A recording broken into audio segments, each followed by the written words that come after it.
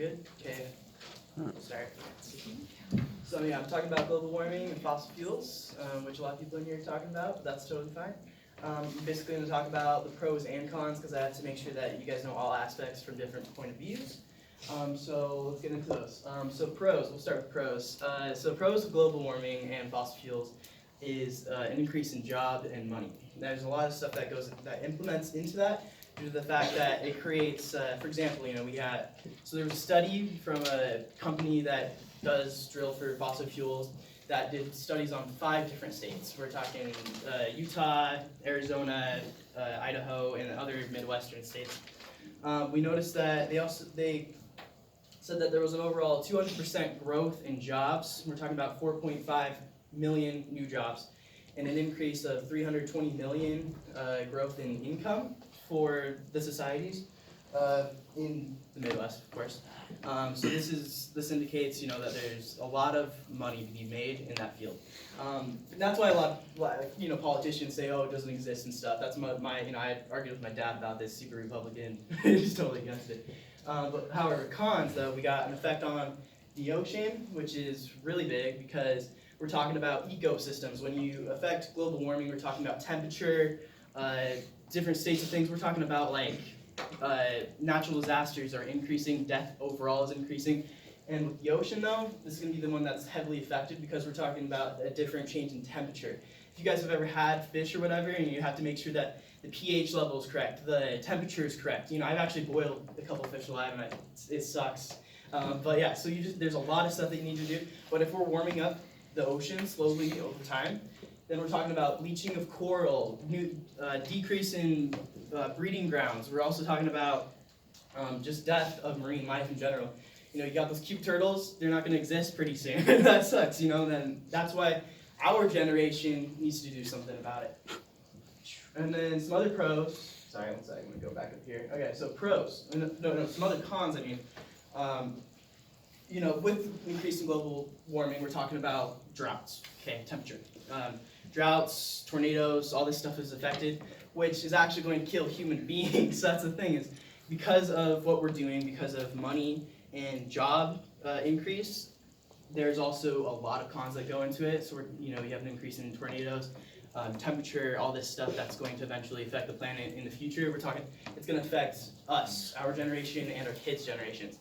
That's why I've got people who don't care up in Congress right now, and that's why when we graduate and we have some of our people that will shed our views of our generation into our government, then eventually we can start to make a change. That's why it's so difficult right now. We can just talk about it, what I'm doing right now, but we're not acting on it. It's because it's too difficult right now.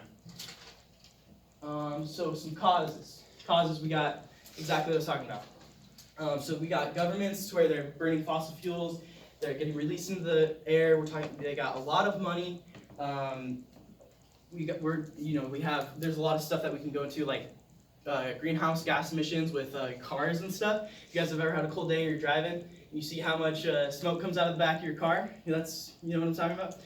Then you can see how over time that can severely affect our climate, because think about how many people there are on the earth. I don't know, I've seen smoke clouds just shoot up into the sky. That stuff doesn't just go into outer space. It stays in here. And, we have inversions. Imagine having a red day every single day of your life. That would completely suck, going to the park. Oh man, sweet, I love smoky smoke and all this fun stuff. But yeah.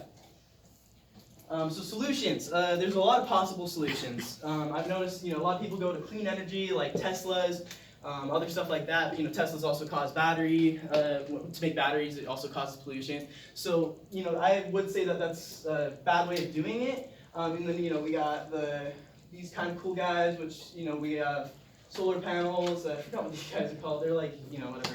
They rotate and they create electrical currents that feed into different things.